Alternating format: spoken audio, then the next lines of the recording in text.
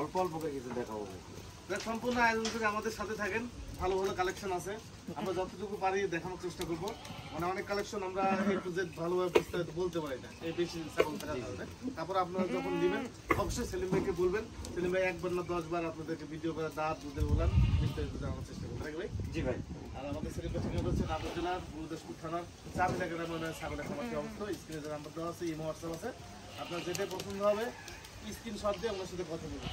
সারা বাংলাদেশ সব জায়গায় উনি পাঠিয়ে দিয়ে থাকে, সেক্ষেত্রে ডেলিভারি চার্জ টোটালি আমাদের সেলিম ভাই দিয়ে দেয়। শুধু ছাগলের যে মূল টাকা সেটাই আপনাদেরকে দিতে হবে। নাকি ভাই?